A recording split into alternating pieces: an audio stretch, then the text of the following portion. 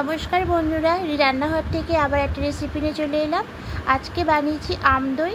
তা এখন আমের সিজন বন্ধুরা, অবশ্যই একবার এইভাবে আম দই করে দেখবেন। আশা করি আপনাদের খেতে ভালোই লাগবে।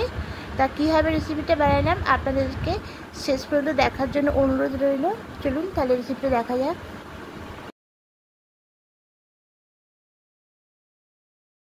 দেখুন, দুটো আম নিয়েছি। এটা যে কোনো ধরনের আপনারা আম নেবেন, তাই এটা আমটা পাকা আছে। আর এদিকে দেখুন 1 কাপ দই আমি জল ঝরাতে দিয়েছি, টক দই।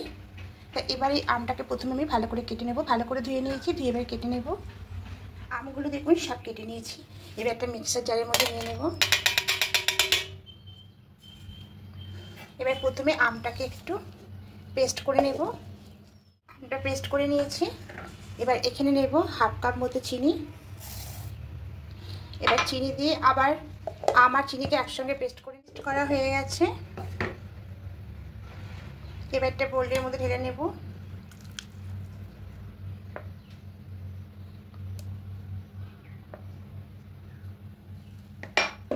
এবার এখানে নিয়ে নেব কিছুটা পাউডার দুধ। এই হাফ কাপ মতো পাউডার দুধ একটু ভালো করে মিশিয়ে নেব।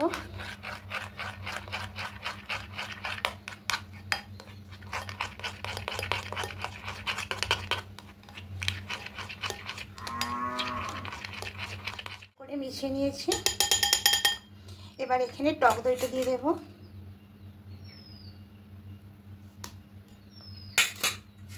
একটু সামান্য টক দই তুলে নেব।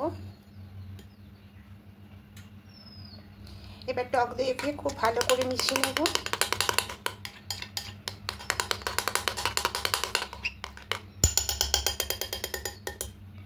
এখানে একটু এলাচের গুঁড়ো দেব। এবার খুব ভালো করে হ্যান্ড ওয়াশের সঙ্গে এটা খুব ভালো করে 2-3 মিনিট ধরে ভালো করে ফেটিয়ে নেব। খুব ভালো করে ফেটিয়ে নিয়েছি। এটা একটা টিফিন বক্সের মধ্যে করবো, যেহেতু ভাপা আম দই বানাবো। এবার এই টিফিন বক্সে দেখুন সেই দই একটু রেখেছিলাম, দইটা পুরোটা লাগিয়ে নিয়েছি। এবার এর মধ্যে দিয়ে দেব।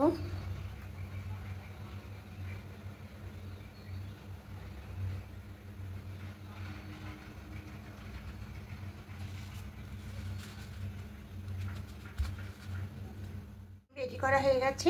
এবার টিফিন বক্সের মুখটা আটকে নেব। একটা কড়াই বসিয়ে জল দিয়ে জলটা গরম করতে দিয়েছি। আমি লোহার মানে কালো কড়াইটা দিয়ে করতে দিই।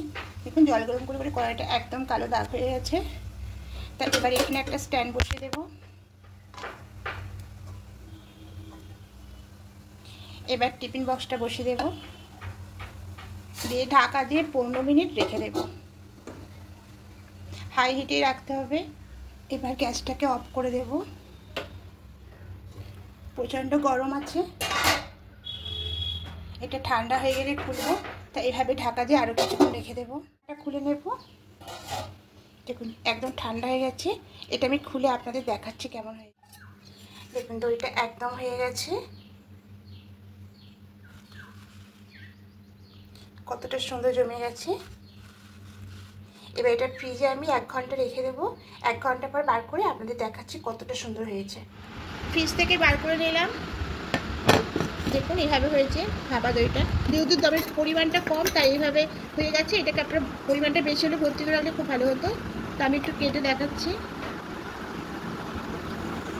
দেখুন কতটা সুন্দর হয়েছে।